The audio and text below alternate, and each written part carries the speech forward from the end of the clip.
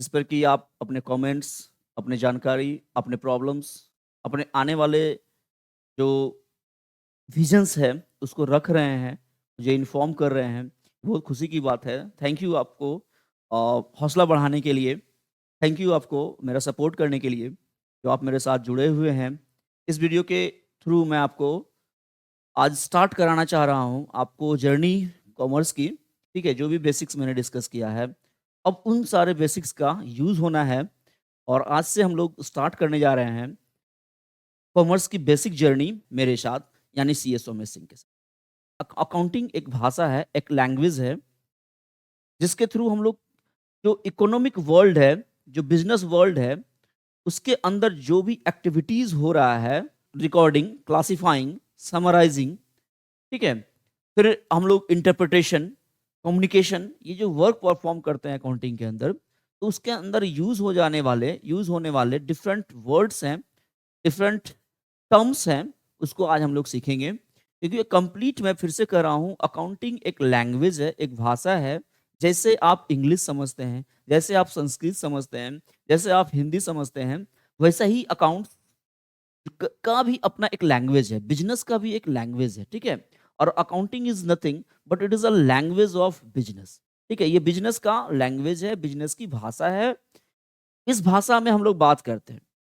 ठीक है? अकाउंटिंग के भाषा है, अपनी भाषा है। अकाउंटिंग एक ऐसा भाषा है, जिसमें अकाउंट्स को जानने वाले लोग, ठीक है? एक-दूसरे से बातें करते हैं। ठीक है? बातें कैसे करते हैं? तो मैंने बताया था, जहाँ पिछला चैप्टर्स 1-2 वीडियो के पहले मैंने कम्युनिकेशन के पार्ट्स बताया था कि कम्युनिकेट करते हैं। अकाउंट्स का जो स्कोप्स में हम लोग बता रहे थे आपको, डिस्कस कर रहे थे अकाउंटिंग का स्कोप्स। उसके अंदर सबसे लास्ट में एक चीज़ था कम्युनिकेशन।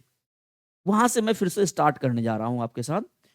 कोई भी सोसाइटी हो, कोई भी कंट्री हो, कोई भी नेशन हो, वो उसके अंदर रहने वाले लोग या कंट्री इटसेल्फ, मतलब government of that country itself economic activities perform करती है, मतलब वो बिज़नेस परफ़ॉर्म करती है। ठीक है? इकोनॉमिक जो एक्टिविटीज़ होता है, हम लोग उसको बिज़नेस के अंदर लाते हैं, बिज़नेस करते हैं।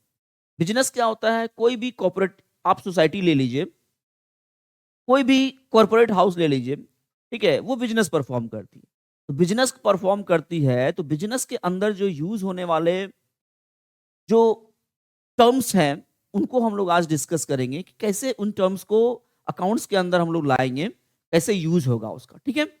कुछ बेसिक टर्म्स है, आई थिंक एक वीडियोज़ में ये पूरा नहीं हो सकता है, तो मैं इस पे डिस्कस करूँगा, कंप्लीट डिस्कशन होगा बेसिक टर्म्स पे, ठीक है? इसलिए हो सकता है छोटा-छोटा आपको 2 या 3 वीडियोज़ हो जाएँ इसके, ठीक है? इसको कंटिन्यूअस में वॉच कीजिएगा। एक वीडियो को पहले कंप्लीट कर लेना है, बेसिक टर्म्स को समझ लेना है, फिर दूसरे वीडियोज़ पे जाएँगे आप, ठीक है? तो बेसिक टर्म्स क्या है? सबसे पहला हम लोग लेते हैं गुड्स, ठीक है? गुड्स, जिसको कि हिंदी में हम लोग माल या सामान कहते हैं। ठीक है? माल या सामान कहते हैं, गुड्स, ठीक है? माल या सामान का मतलब है, जब हम लोग बिज़नेस परफ़ॉर्म करते हैं, ठीक है? जब हम लोग बिज़नेस करते हैं, तो बिज़नेस का रूप क्या होगा? किस तरीके से हम लोग करेंगे? फ़ॉर्म ऑफ बिज़नेस क्या है? कोई भी कॉर्पोरेट हाउस है, कोई भी बिज़नेसमैन है, वो क्या करता है? बिज़नेस किस फ़ॉर्म में करता है? तो बिज़नेस जनरली 3 फ़ॉर्म में होता है, ठीक है? बिज़नेस के बारे में हम आ रहे हैं, वही बताएँगे। बिज़नेस हम लोग 3 फ़ॉर्म में जनरली परफ़ॉर्म करते हैं।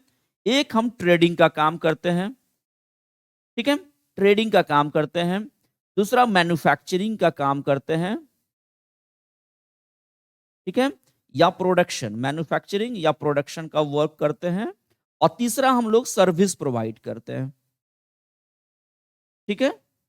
ये 3 तरीके से हम लोग बिज़नेस करते हैं, 3 फॉर्म है बिज़नेस का, ठीक है? 3 तरीके से, या तो हम ट्रेडिंग का काम करते हैं, ट्रेडिंग मतलब होता है कोई भी गुड्स या माल या सामान की खरीद-बिक्री, ठीक है? ये ट्रेडिंग का पार्ट है। तो गुड्स जनरली जो है ट्रेडिंग का इम्पोर्टेंट पार्ट है, क्योंकि यहाँ गुड्स बनाया नहीं जा रहा है, गुड्स खरीदा जाता है और गुड्स को बेचा जाता है। माल बनाना का जो एक्टिविटीज़ है, माल का निर्माण करने का जो एक्टिविटी है, सामान को बनाने का जो एक्टिविटी है, वो मैन्युफैक्चरिंग एक्टिविटीज़ है या प्रोडक्शन एक्टिविटीज़ है। तो एक बिज़नेसमैन या तो तीनों में से कोई एक चीज़ का फंक्शन चुन चुन सकता है। वो किस तरीके से अपना व्यापार करना चाहता है, बिज़नेस करना चाहता है, या तो वो ट्रेडिंग कर रहा होता है, आपके अगल-बगल जो भी लोग व्यापार कर रहे हैं, बिज़नेस कर रहे हैं, आप उनको पूछेंगे कि क्या है, आपका ट्रेडिंग का काम है या आप मैन्युफैक्चरिंग करते हैं किसी तरीके का चीज़ों का या आप सर्विस प्रोवाइडर हैं। तो अगर वो ट्रेडर है, मतलब है अगर गुड्स खरीदता है और बेचता है, कोई भी सामान मोबाइल खरीद रहा है, बेच रहा है, बुक्स खरीद रहा है, बेच रहा है, जूता-चप्पल खरीद रहा है, बेच रहा है, कुर्सी, फर्नीचर खरीद रहा है, बेच रहा है, तो वो आपका ट्रेडिंग का पार्ट है। माल बना-बनाया माल खरीदना है और उसको बेच देना है। तो ये काम जो है ट्रेडिंग का है और बेचना है मतलब बिज़नेस के अंदर काम करना है, ट्रेडिंग करना है। तो बिज़नेस का मतलब होता है to be busy. Busy word से बिज़नेस बना है, ठीक है? एक छोटा-सा वर्ड है बिज़ी, BUSY बिज़ी, बिज़ी मतलब व्यस्त रहना।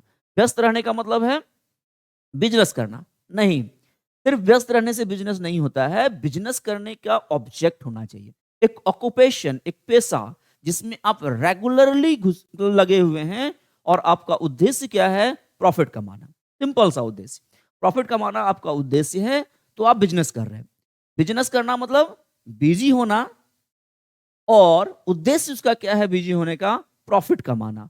ठीक है? लाभ कमाने के उद्देश्य से अगर आप कोई भी ऑक्यूपेशन करते हैं, कोई भी वर्क करते हैं, तो वो बिज़नेस के अंदर आता है। ठीक है? सिंपल छोटा-सा मतलब था to be busy is business.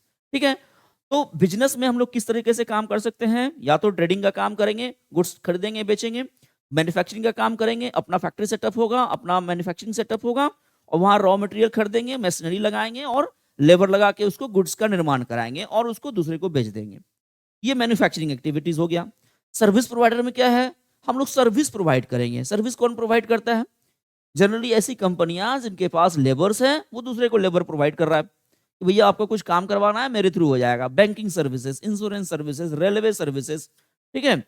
और जो भी आप टीचिंग सर्विसेज़ जो भी है, हम आपको टीच कर रहे हैं, ये एक सर्विस है, ठीक है? तो ये एक अलग चीज़ है। सर्विस प्रोवाइडर मतलब हम सेवा दे रहे हैं किसी को। सर्विस प्रोवाइड करना मतलब सेवा देना किसी को, ठीक है? ये भी एक बिज़नेस एक्टिविटी है, जो कि प्रॉफिट के उद्देश्य से, लाभ के उद्देश्य से किया जाता है। ये सर्विस प्रोवाइड करना, तो बिज़नेस का फॉर्म ट्रेडिंग, मैन्युफैक्चरिंग, सेवा। और मैं बात कर रहा था गुड्स का, सामान का, तो मैन्युफैक्चरिंग जो है, जो प्रोडक्शन का वर्क है, इसका आउटकम जो होगा, वो गुड्स होगा। और ट्रेडिंग एक्टिविटीज़ जो है, इसका जो इनकमिंग है, मतलब जो परचेज करके ला रहे हैं वो गुड्स है और जो बेच रहे हैं वो गुड्स है। तो गुड्स मतलब माल या सामान जिसमें कोई ट्रेडर या जो है अपना व्यापार करता है। क्लियर है चीज? अब हम आते हैं दूसरा चीज जो है परचेज।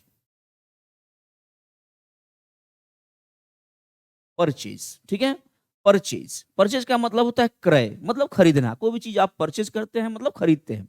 तो जनरली क्या होता है, खरीदते हैं, क्या खरीदते हैं हम लोग? ठीक है?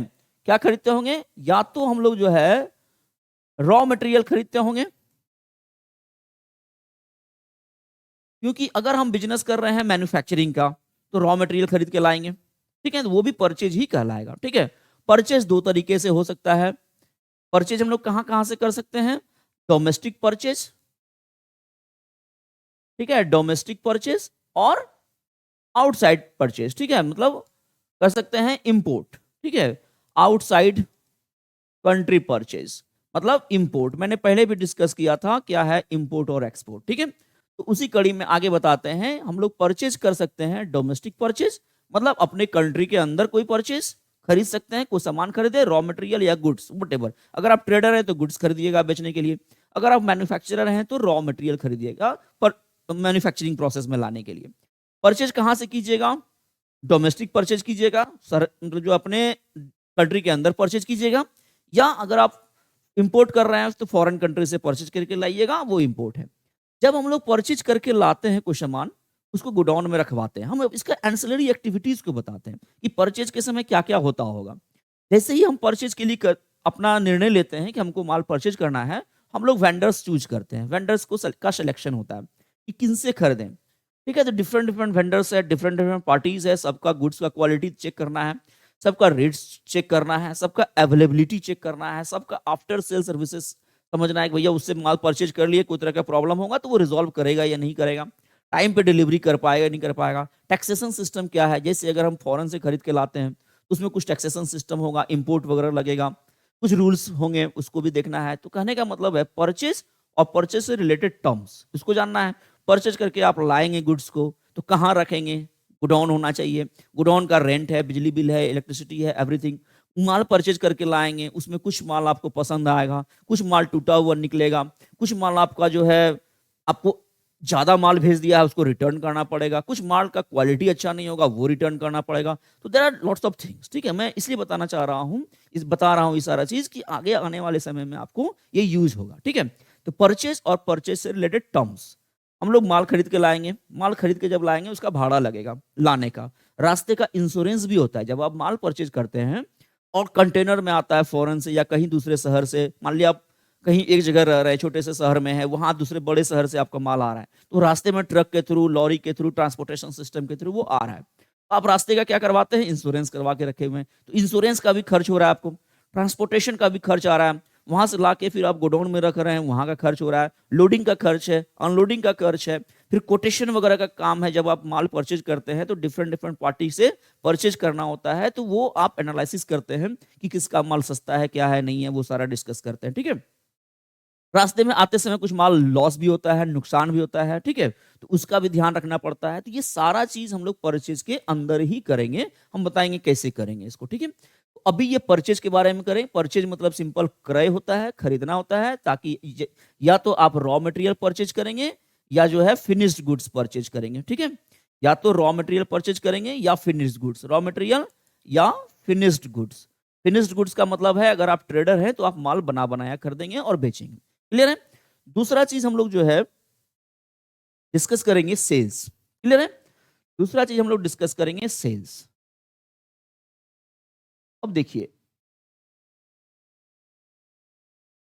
सेल्स क्या है। कोई ट्रेडर है, ठीक है, ट्रेडर मतलब form of business, trading business, manufacturing business, service provider business, ठीक है।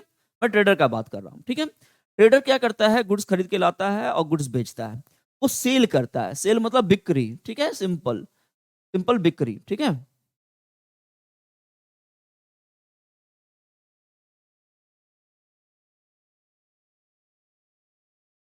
बिक्री होता है, ठीक है। जो बेचता है वो विक्रेता कहलाता है, जो परचेज करता है परचेजर कहलाता है, क्रेता कहलाता है, ठीक है। जो बेच रहा है वो बिक्री कर रहा है, क्या बिक्री कर रहा है, गुड्स। अगर वो ट्रेडर है तो गुड्स बेचेगा, अगर वो मैन्युफैक्चरर है तो बनाया जो भी अपने फैक्ट्री के अंदर उन्होंने बनाया है वो उसको सेल करेगा, ठीक है। वो फिनिश गुड्स सेल करेगा। अगर वो सर्विस प्रोवाइडर है तो क्या करेगा, वो सर्विस प्रोवाइड करेगा किसी को, ठीक है। तो उसका जो वे सोर्स ऑफ इनकम होगा वो सर्विस प्रोवाइड करने से होगा, तो उसका जो सेल्स होगा आप कह सकते हैं वो सर्विस है। जैसे सिंपल आप जियो का सिम यूज करते हैं, जियो क्या करता है, आपको मोबाइल का कम्युनिकेशन जो आप करते हैं वो जियो के सर्विस नेटवर्क के थ्रू करते हैं। तो जियो जो है आपको मंथली जो रेंट चार्ज करता है या जो मंथली फी चार्ज करता है वो जियो के लिए सेल्स का इनकम है, ठीक है, वो सेल्स हो रहा है उसका। तो सेल्स का मतलब है बिक्री। अगर आप ट्रेडर हैं, गुड्स बेचते खरीदते हैं, तो गुड्स बेच के जो इनकम आ रहा है वो सेल्स है।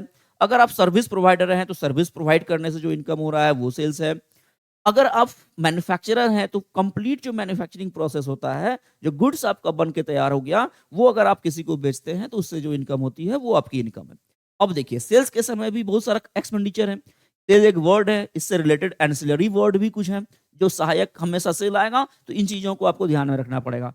सेल बेचे तो जैसे कोई पार्टी अपने पास आता है, कोई लेके आता है उसको कि भैया ये कंज्यूमर है, ये चाहता है ये सामान, तो हम लोग क्या करते हैं, जो पार्टी होता है जो हम लोगों को लेके आ रहा है परचेजर को, उसका कमीशन होता है, ठीक है। फिर कितने बार क्या होता है कि पार्टी को अपने घर तक, उसके घर तक, अपने मतलब जो है जो गोडाउन है वहां से मटेरियल भेजना पड़ता है, तो सेल्स के एक्सपेंडिचर कहलाएंगे वो, ठीक है, सेल्स से रिलेटेड एक्सपेंडिचर।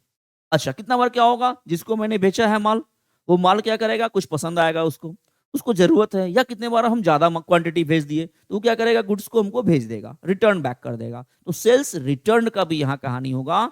सेल्स जब करेंगे तो सेल्स पे होने वाले खर्चों का भी कहानी होगा। तो बहुत सारा चीज है जो सेल्स के रिलेटेड है, ठीक है। अच्छा, अब सेल कहाँ करेंगे हम लोग, सेल या तो हम डोमेस्टिक सेल कर सकते हैं, फिर यहाँ दो वर्ड है, डोमेस्टिक सेल। डोमेस्टिक मतलब inland, inland sale. Inland sale मतलब अपने कंट्री के अंदर सेल, अपने कंट्री के अंदर सेल, ठीक है। चलिए, और एक्सपोर्ट, एक्सपोर्ट मतलब आउटसाइड, सेल कहाँ हो रहा है? आउटसाइड कंट्री, मतलब आउटसाइड, ठीक है, आउटसाइड कंट्री। तो आउटसाइड कंट्री जब करेंगे तो उसके लिए क्या होगा? माल यहाँ से भेजना पड़ेगा, उसके भी खर्चे हो सकते हैं।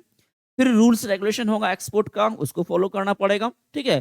फिर हो सकता है कहीं आपको माल भेजने के पहले कुछ गोडाउन्स वगैरह में रखना पड़ेगा, तो वो सारे खर्चे, वो सारा चीज जो है सेल्स का पार्ट कहलाएगा, ठीक है।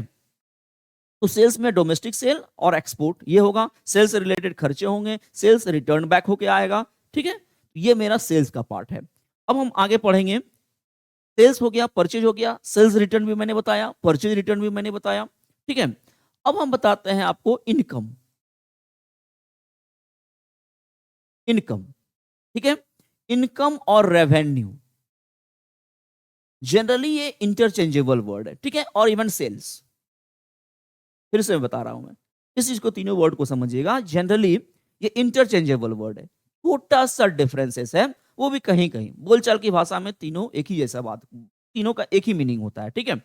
बोलचाल की भाषा में इनकम भी वही है, माल बेचे उससे इनकम, माल बेचे रेवेन्यू जनरेट हुआ, माल बेचे वो सेल का लाएगा, ठीक है। ये तीनों ही एक ही वर्ड, एक ही इंटरचेंजेबल वर्ड है, एक ही तरीके से हम लोग समय समय पे इसको यूज करते हैं, ठीक है। इनकम में क्या हो गया? जो भी हम लोग किसी को सप्लाई करते हैं, कोई सामान या सर्विसेज प्रोवाइड करते हैं, तो उससे जो मेरा रेवेन्यू कलेक्ट हुआ, ठीक है, उसमें से अगर हम कुछ जो उस इनकम को जनरेट करने में जो एक्सपेंडिचर होता है, ठीक है, अगर हम उसको उसमें से घटा दें, मेरा प्रॉफिट निकलता है, ठीक है। मतलब प्रॉफिट इक्वल टू क्या हो गया? Income minus expenses, income minus expenses. Income क्या? Income related to that sale, वो जो सेल किए उससे जो इनकम जनरेट हुआ, उससे जो रेवेन्यू आया, वो मेरा इनकम कहलाएगा। और उस सेल को करने में जो मेरा एक्सपेंसेस हुआ, वो एक्सपेंसेस कहलाएगा। और ये दोनों का डिफरेंसेस, मतलब income over expenses is known as profit. Loss कब होगा? जब इनकम कम होगा और एक्सपेंसेस ज्यादा हो जाएगा, उस केसेस में मेरा यही प्रॉफिट जो है लॉस में कन्वर्ट हो जाएगा। हर आदमी चाहता है कि हम ज्यादा से ज्यादा अमाउंट में माल बेचें, ठीक है। हर आदमी चाहता है कि हम जो है ज्यादा से ज्यादा अमाउंट में माल बेचें, ठीक है। अब आइए, income, revenue, sales interchangeable word है, ठीक है। और हम लोग इसको एक जगह से दूसरे जगह यूज करते हैं, सिंपल सा चीज है, ठीक है।